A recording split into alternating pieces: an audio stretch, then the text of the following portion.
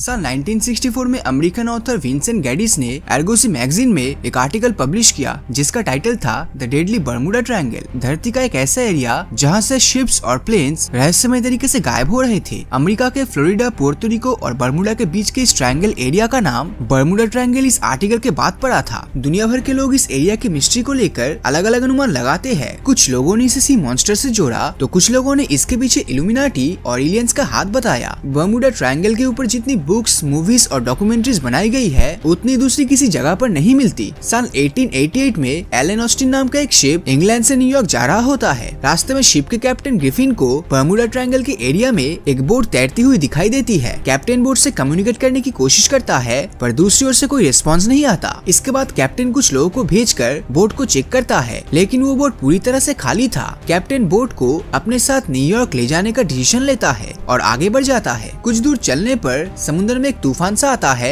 जिसके बाद बोट पर मौजूद एलन ऑस्टिन के सारे क्रू मेंबर्स गायब हो चुके थे। पर सरप्राइजिंगली बोट को कुछ नहीं होता। कैप्टन ग्रिफिन अपनी शिप को लेकर न्यूयॉर्क पहुंचते हैं और उनके साथ हुई घटना न्यूज़पेपर की हेडलाइन बन जाती है। 7 नवंबर 1872 को मेरी सेलेस्टी नाम की एक शिप न्यूयॉर्क से इटली के लिए रवाना होता है पर बर्मुडा ट्रायंगल के इलाके में उसके साथ कुछ मिस्टीरियस होता है और वो गायब हो जाता है। कई दिनों तक समुद्र के कोने कोने की तलाश करने के बाद भी इसका कोई सबूत नहीं मिलता। पर इसके करीब एक महीने बाद मेरी सेलेस्टिया को उसी एरिया में देखा जाता है। वो शिप एकदम सुरक्षित थी, यहाँ तक इसमें सवार लोगों के खाने की प्लेट्स तक सजी हुई थी। पर जहाज के कैप्टन से लेकर क्रू मेंबर्स और पैसेंजर्स सभी गायब थे और उनका पता आज तक नहीं चला। 5 दिसंबर 1945 को यूएसए के फाइटर प्लेन्स का एक ग्रुप कॉम्बैट ट्रेनिंग के लिए फ्लोरिडा से निकलता है। इसमें स्क्वाड्रन में 5 फाइटर प्लेन्स थे और इसके लीडर्स थे लेफ्टिनेंट चार्ल्स। ये चिकन ड्रॉप नाम की जगह पर बॉम्ब गिराकर ग्रैंड बहामास से होते हुए वापस फ्लोरिडा आने वाले थे। पर बर्मुडा ट्रायंगल के एरिया में आते ही मौसम अचानक से खराब होने लगता है। चार्ल्स वापस लौटने का डिसीजन लेता है पर यहाँ उनके सामने एक प्रॉब्लम थी। चार्ल्स जब कॉम्पास के जरिए डायरेक्शन जानने की कोशिश करता है तो पता चलता है कि उनका कॉम्पास खराब हो चुका है। सिर्फ उनका नहीं बल्कि पूरे टीम का कॉम्पास काम नहीं कर रहा था। चार्ल्स और उनके पूरे क्रू मेंबर्स तब तक खो चुके थे। उनको खोजने के लिए जो दूसरा प्लेन भेजा गया था वो भी गायब हो गया था। दूसरे प्लेन ने गायब होने से पहले एक लास्ट सिग्नल भेजा था जिसमें पायलट ने बताया कि उसने 100 फीट की हाइट पर कुछ जलता हुआ देखा है। महान एक्सप्लोरर क्रिस्टोफर कोलंबस ने भी अपनी डायरी में कुछ ऐसा ही लिखा था। साल 1942 में जब वो इस एरिया से गुजर रहे थे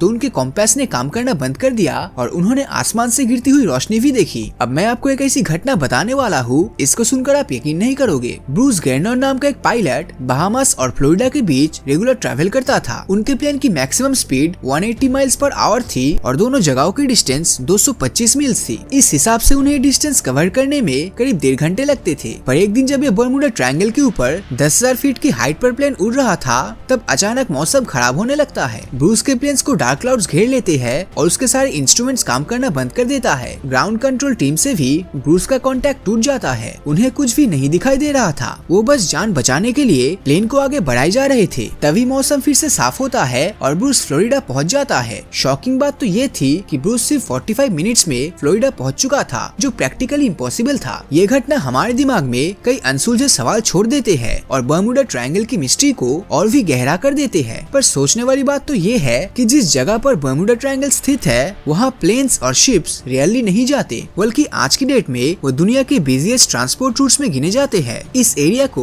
दुनिया के डेंजरस रीजन्स की लिस्ट में मेंशन भी नहीं किया गया है और दुनिया का कोई देश बर्मुडा ट्रायंगल की मिस्ट्री को सॉल्व करने की कोशिश भी नहीं करता। तो आखिर इसके पीछे का रीजन क्या है? एक रिपोर्ट के अनुसार दुनिया भर के समुद्र में ट्रैवल करने वाली टोटल शिप्स में से 1.8% शिप्स किसी न किसी कैजुअलिटी का शिकार हो जाती है। ऑफिशियल डेटा की माने तो आज तक बर्मुडा ट्रायंगल के एरिया में 75 शिप्स गायब हो चुके हैं, जो दुनिया भर के एवरेज के बराबर ही है। पर 1-2 घटना के आधार पर इसे मिस्टीरियस मान लिया गया है और वो घटना भी इतने पुराने हैं कि वो सच में हुए भी थे या नहीं इसको वेरीफाई भी नहीं किया जा सकता। हम इंसान मिस्ट्रीज को लेकर इतने क्यूरियस होते हैं कि हमें इससे जुड़े कंटेंट को देखना बहुत ही पसंद होता है। इसी का फायदा ऑथर्स और मूवी डायरेक्टर्स ने उठाया और फैक्ट्स और फिगर्स को मैनिपुलेट करके हमें इस अर्बन लेजेंड को रियल मानने पर मजबूर कर दिया। आपको बता दूं कि जापान के पास भी बर्मुडा ट्रायंगल जैसा ही एक एरिया एग्जिस्ट करता है जिसे ड्रैगन्स ट्रायंगल कहा जाता है। साल 1980s में डर्बिशेर नाम का एक विशाल ब्रिटिश शिप यहाँ से गायब हो गया था। पर आज कोई इस एरिया की मिस्ट्रीज की बात नहीं करता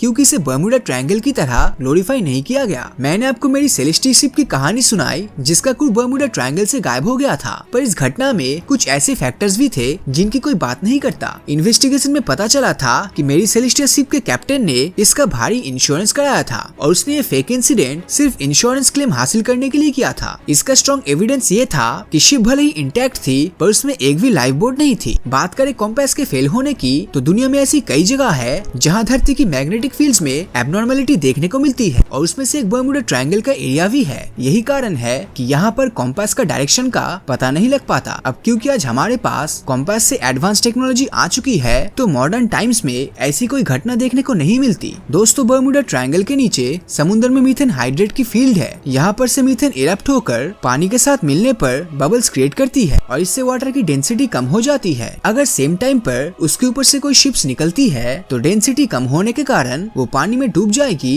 और हम इसे एक मिस्टीरियस इंसिडेंट मान लेंगे। आखिर में बात करते हैं ब्रूस गर्नर वाले इंसिडेंट की। सैटेलाइट इमेजेस से पता चलता है कि बर्मुडा ट्रायंगल के एरिया का मौसम बहुत जल्दी बदलता है और यह आसमानों में हेक्सागन शेप्स के क्लाउड्स देखने को मिलते हैं। इनकी स्पीड 175 मील्स पर आवर तक होती है और ये प्लेन्स को अपनी चपेट में लेकर तबाह कर देता है। मे बी ब्रूस गर्नर का प्लेन ऐसे ही किसी क्लाउड्स की चपेट में आ गया था और इसीलिए वो समय से पहले ही अपनी डेस्टिनेशन पर पहुंच गया था। वैसे आप इसके बारे में क्या सोचते हैं कमेंट करके जरूर बताना और अगर ये वीडियो आपको अच्छा लगा हो तो इस वीडियो को लाइक और अपने दोस्तों के साथ शेयर करना मत भूलना। और अगर अभी तक आपने हमारे चैनल को सब्सक्राइब नहीं किया है तो सब्सक्राइब करके नोटिफिकेशन बिल को ऑन कर दीजिए, क्योंकि मैं ऐसी वीडियोस हर हफ्ते लाता रहता हूँ। तो मिलता हूँ आपसे अगले वीडियो में और हमेशा की तरह थैंक्स फॉर वॉचिंग।